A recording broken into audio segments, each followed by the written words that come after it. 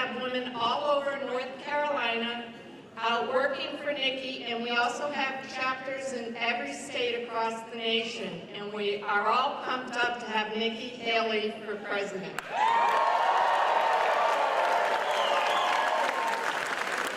At this point, I want to ask for your vote for Nikki Haley. The polls are still open today until 3 o'clock. So that's for early voting, and then you can also come out Super Tuesday with your family, friends, and neighbors. Today, Nikki is going to share her vision for the country and for saving our country. She is so enthusiastic, determined, and patriotic, and you will be inspired and have an incredible afternoon. At this point, it's my honor to introduce the next President of the United States. Let's hear it for Nikki Haley.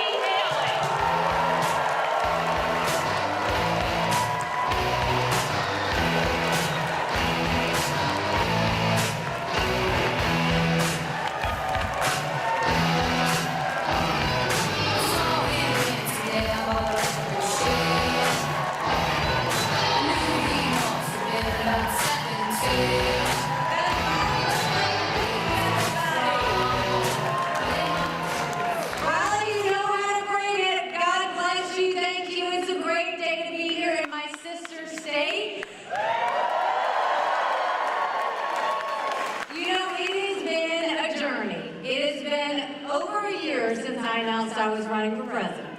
We had 14 people in the race. We defeated a dozen of the fellas. I just have one more I've got to catch up to.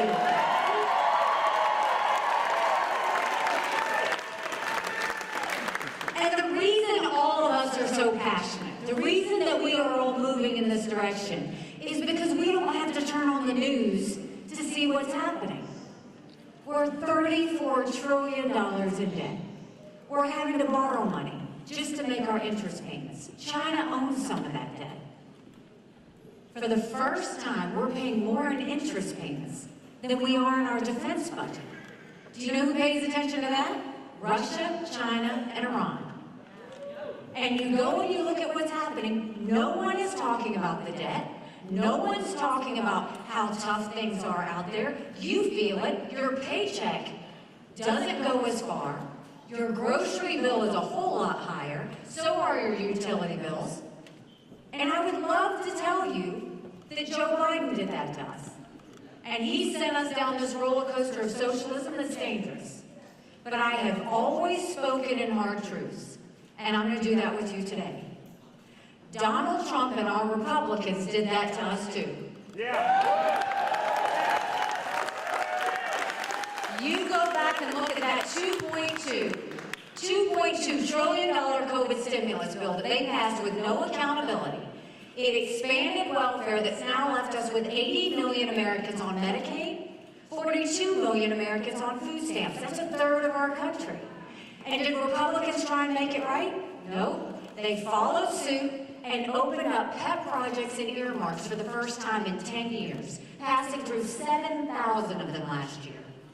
In the 2024 appropriations budget, Republicans put in $7.4 billion worth of pet projects.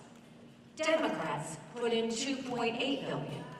Now you tell me who the big spenders are. All while 1 in 6 American families can't afford their utility bill, 60% of Americans are living paycheck to paycheck. 50% of American families can't afford diapers. Something's got to give. Don't you think it's finally time we had an accountant in the White House?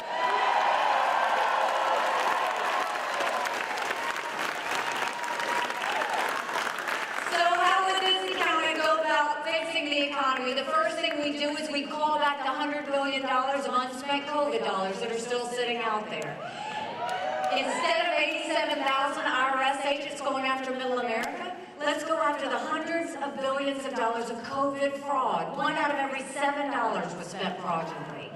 If 8% of our budget is interest, quit borrowing. Cut up the credit cards. You have to balance the budget every day. I had to balance the budget as governor. Why is Congress the only group that refuses to balance the budget? We'll stop the spending, we'll stop the borrowing, we'll eliminate their earmarks, and I will veto any spending bill that doesn't take us back to pre-COVID levels. That will save us trillions.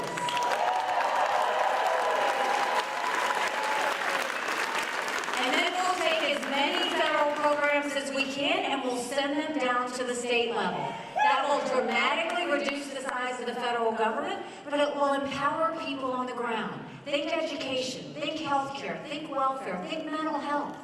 If we took those resources, cut the strings, and sent them down to the states, those resources are best decided closest to the people as opposed to Washington bureaucrats. And then we're watching the rich get richer and the poor get poorer. We have got to open up the middle class. That's why we want to do tax cuts for the middle class and simplify the brackets. We want to eliminate the federal gas and diesel tax. And we want to make small business tax cuts permanent. Small businesses are the heartbeat of our economy. We need to start acting on it. And when you talk about Congress, Congress has one job, and that's just to give us a budget on time. In case you haven't turned on the TV, they didn't do that. Do you know Congress has only given us a budget on time 4 times in 40 years? 4 times in 40 years. You know what I say to that? You don't give us a budget on time, you don't get paid, period.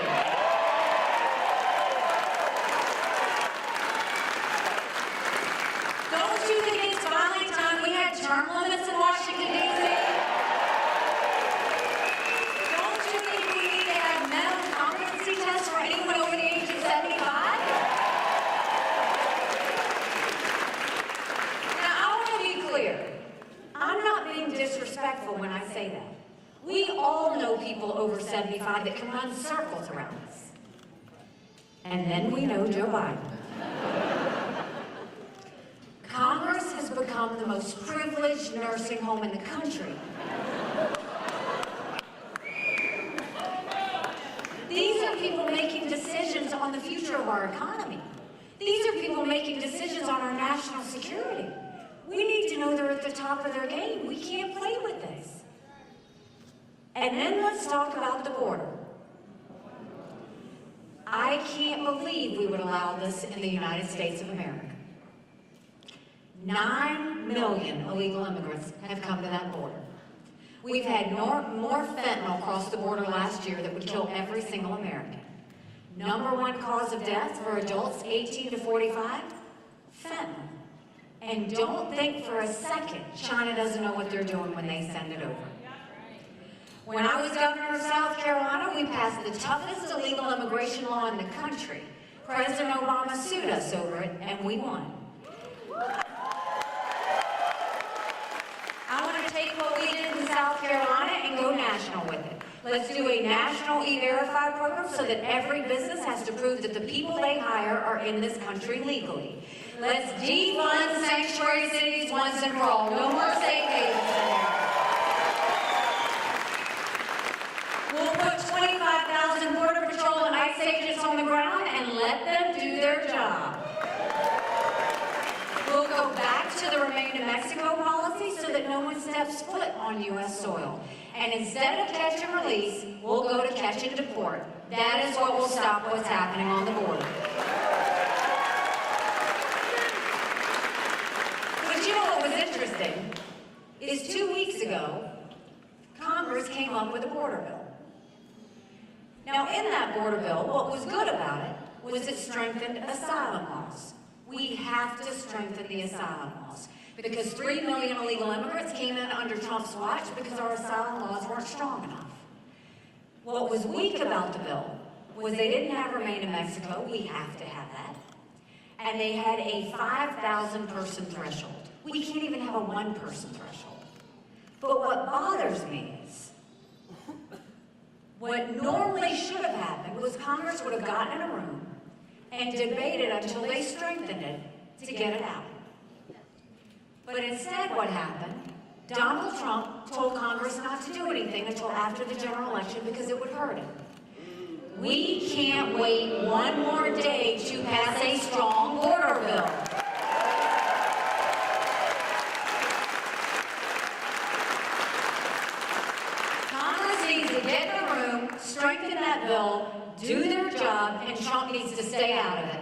Security.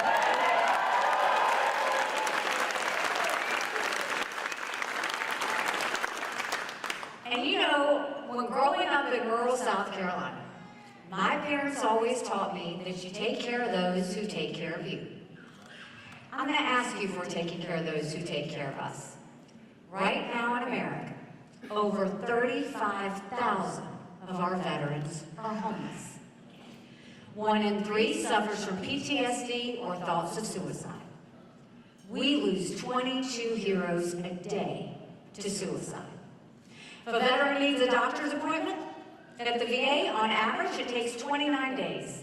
Why 29 days? Because on the 30th day, they can go to the doctor or hospital of their choice.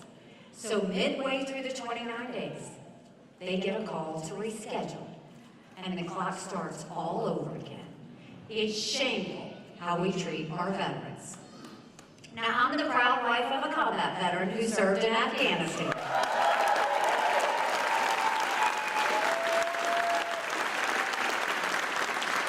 And when Michael came home to us, that was a lot of prayers answered. But that was the easy part. When we got home, life got hard. Michael couldn't hear loud noises. He couldn't be in crowds. Life had passed him by for the year that he was gone, and the transition was tough. We can't just love our men and women when they're gone. We gotta love them when they come back home, too.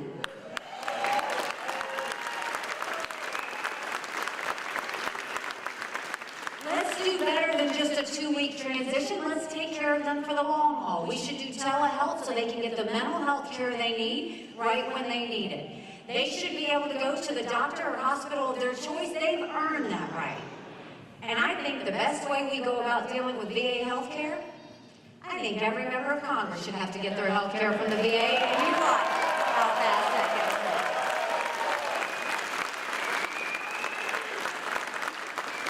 done. It'll be the best health care you've ever seen, guaranteed, guaranteed. And speaking of our military, let's talk about national security. The world is on fire, literally. You've got a war in Europe, you've got a war in the Middle East, you've got North Korea testing intercontinental ballistic missiles capable of hitting the U.S., you've got China doing cyber attacks on our infrastructure, and now we have Russia blinding satellites so we can't see what they're doing. Make no mistake, none of that would have happened had we not had that debacle in Afghanistan.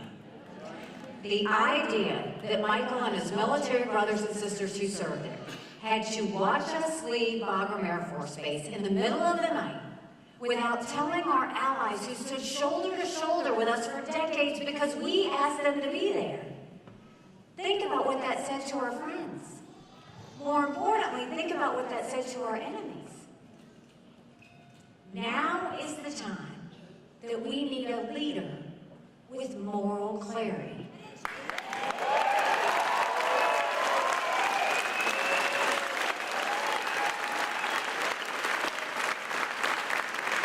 We need a leader who knows the difference between right and wrong and good and bad. 2 weeks ago, Donald Trump said that he would stand with Putin and encourage him to invade our allies. Now think about that. I don't care if he went off the teleprompter when he did it. That's what he felt. But the problem with that is, you mean to tell me that Trump is willing to side with a dictator who kills his political opponents? Trump is willing to side with a thug who arrests American journalists and holds them hostage. Trump is willing to side with a tyrant who's made no bones about wanting to destroy America. And Trump is going to side with a madman over our allies who stood with us after 9/11? In that one moment, he made our allies vulnerable, he emboldened Putin, and he put our military men and women who are serving there in danger. And now you hear from Trump and from now the Republicans following suit that you have to choose between Ukraine and Israel and the border. They are flat out lying to you. And that's the problem. No one is telling the American people the truth.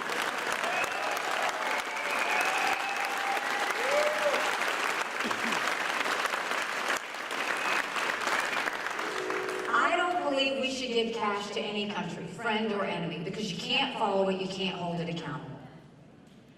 But the goal of a president should always be to prevent war.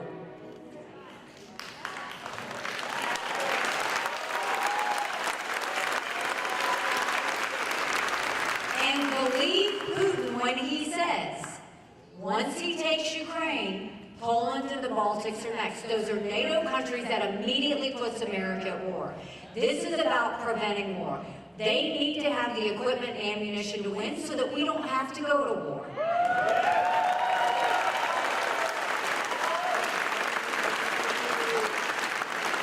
This is the part they don't want you to know. Securing the border is priority number one, period. But if we just helped Ukraine and Israel, that's only 5% of our defense budget. If we helped Ukraine, Israel, and secured the border, that's less than 20% of Biden's green subsidies. So don't let them lie to you and say that you have to choose. A president and Congress has to choose preventing war. A president and Congress has to choose protecting Americans. And a president and Congress owe you the truth. And that's what you're not getting, and I will always give that to you.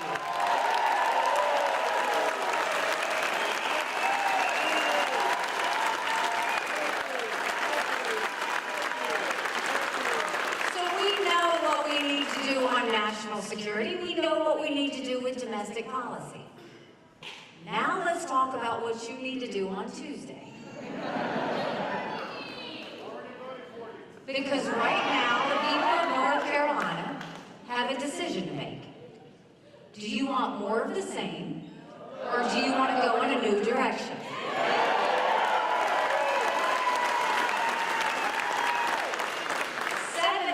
Of Americans don't want Donald Trump or Joe Biden. 60% of Americans have said they think Donald Trump and Joe Biden are too old to be president. Now is the time we need a new generational leader that can put in 8 years, day and night, fixing the things we need fixed with no negativity, no drama, no vendettas, just real results for the American people.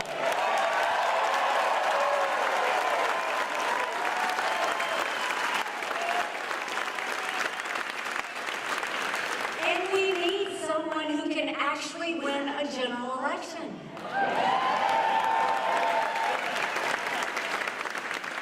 There was another 2 polls that come out. One last week, a Marquette poll came out, and it showed that Joe Biden, Donald Trump, margin of error. We're going to be biting our nails figuring out what happened. I'm in that same poll, and I defeat Joe Biden by 18 points.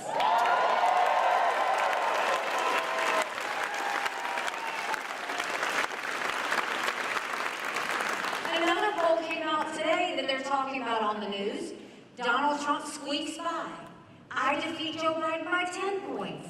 The issue with all of this is, you win by that much. That's bigger than the presidency. That's House, that's Senate, that's governorships, that's school boards. That's finally turning our country around.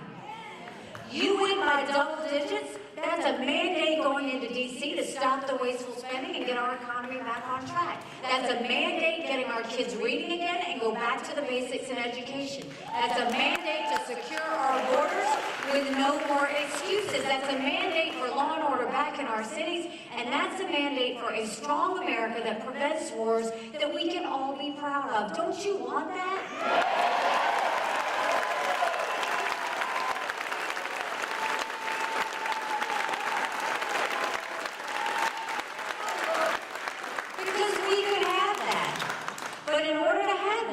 It's going to take a lot of courage.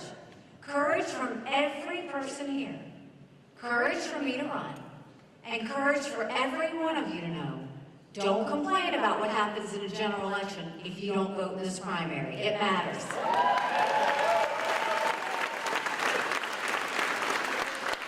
But I also want to point out what's happened in the last couple of months. They said we wouldn't make it to Iowa. We did. New Hampshire, the day of the vote, they said we were down 30 points. We got 43% of the vote. That night, Donald Trump got on stage and was completely unhinged. All he did was talk about revenge and my dress.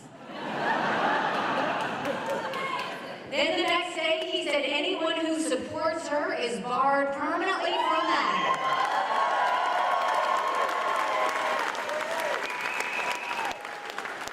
And then the next day after that, he pushed the RNC to name him the presumptive nominee. No, we don't anoint kings in America. We have elections.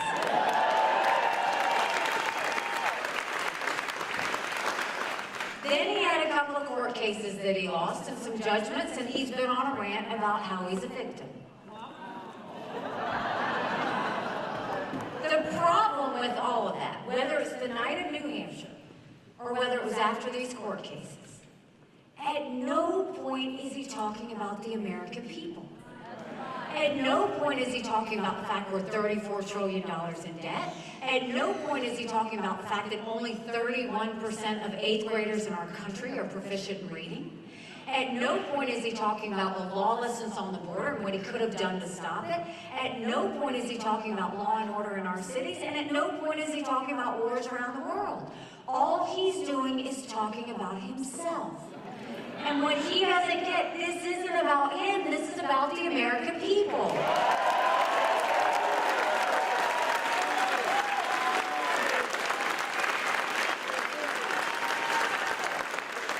And just last night, he tweeted, because we had a great crowd in Washington, D.C., he tweeted and said, anyone who supports her or helps her will not have access to me.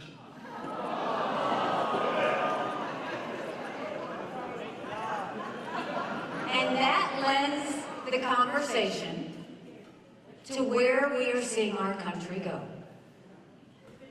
Because Donald Trump is now redefining the Republican Party. I believe that our national debt matters. I believe in fiscal restraint. I believe in smaller government. I believe in economic freedom.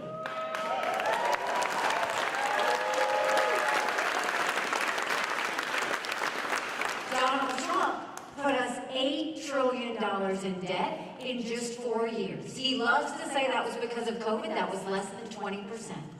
Instead of shrinking our agencies, he grew our agencies. Instead of cleaning them out, he let them get cluttered. He actually added to the problem. And Republicans are now following suit when they're doing all this spending. And the other side is, I believe that national security is about peace through strength. I believe that when we strengthen our alliances, it puts our enemies on their heels because they're intimidated by that. But Donald Trump believes that we need to retreat. He believes we need to let them do what they want. I will tell you this, America can never be so arrogant to think we don't need friends. We always need friends.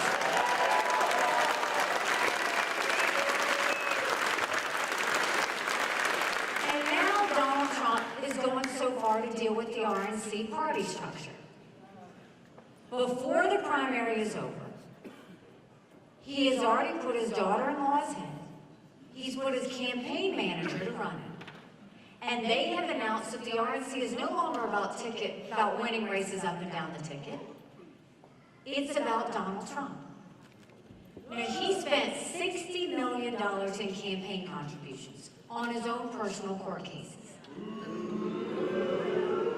This is now about him making the RNC his own legal slush fund. And no one is saying anything. And what I'll tell you is that there is a resolution that has been put down that asks the question about whether the RNC can spend money on his legal fees. You have 3 people in North Carolina that represent you. They need to show us a vote on the record. We need to see exactly how every one of those committee members votes for the RNC so that we know exactly what they're doing with any money that goes there.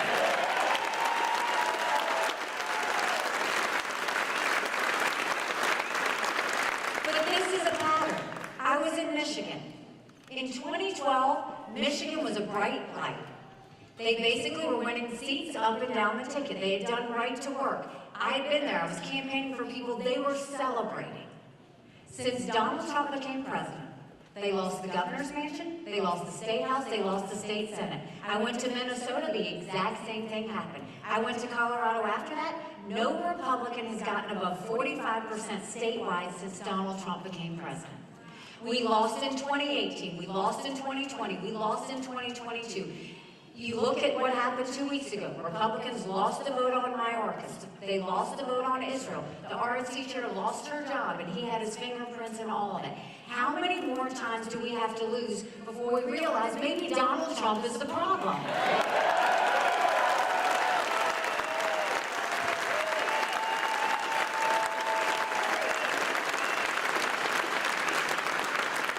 You know, 8 months ago, I dropped my husband Michael off at 4 a.m. for another year-long deployment. And I watched him and 230 soldiers pick up their 2 duffel bags of belongings to go to a country they'd never been, all in the name of protecting America. They're willing to sacrifice their lives and their families because they still believe in this amazing experiment that is America. So if they're willing to sacrifice for us there, shouldn't we be willing to fight for America here?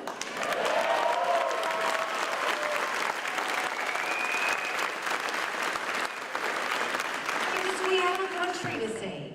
And you know, all the media is losing their minds. They're like, why does she keep fighting? Why does she keep doing this? I think I've pretty much proven I'm not trying to be vice president.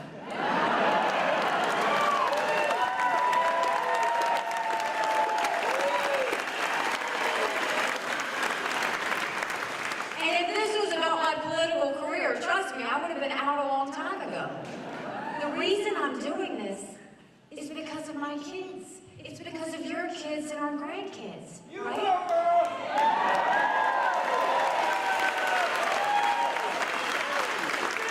If you look at the younger generation, look at what they've been through. They went through COVID, which was traumatic. Then they go and they see this $34 trillion in debt. They know they're going to end up being responsible for it. They worry about getting a job. They worry about making ends meet. They don't know that they're ever going to be able to afford a home. And they feel these wars around the world. And all of that is under this umbrella of America that's full of anger and division. And then we want to know why there's so much stress, anxiety, and depression. Our kids deserve to know what normal feels like.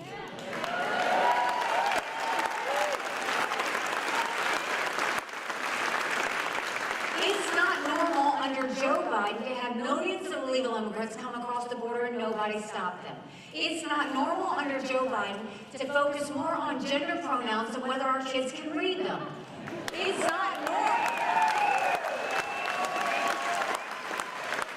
It's not normal to have all these wars around the world. And it's not normal under Donald Trump to sit there and mock the military. It's not normal under Donald Trump to side with a tyrant over our allies. It's not normal for Donald Trump to spend campaign contributions on his own personal court cases. And it's not normal for Joe Biden to call opponents fascists and Donald Trump to call his opponents vermin. None of this is normal.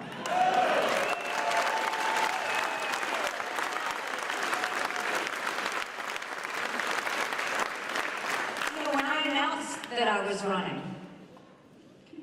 they asked me why, and I said, you know, my parents came here 50 years ago to an America that was strong and proud and full of opportunities. I want them to know that country again. I'm doing this for Michael and his military brothers and sisters. They need to know their sacrifice matters. They need to know that we love our country. I'm doing this for my daughter who just got married, and I saw how hard it was for her and her husband to buy a home. The average home buyer in America now is 49 years old. The American dream is leaving them. And I'm doing this for my son, who's a senior in college. And I am tired of watching him write papers of things he doesn't believe in just to get an A. That's not us. That's not America.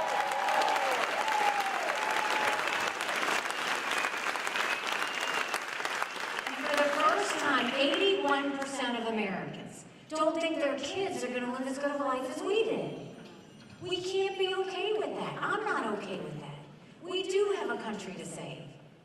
But let me say this. There's a lot of us that want normal again. But we have to go and do something about it. You can go vote today before 3 o'clock. So I need everybody to vote. I need you to take 10 people to vote with you. I need you to take a yard sign, and if you're one of those people that can't have a yard sign in your yard, put it in the back of your car. I need you to text and email all your friends, all your family, because you will be shocked at how many people are only general election voters. And I want you to give them a message from me. In a general election, we're given a choice. In a primary, we make our choice.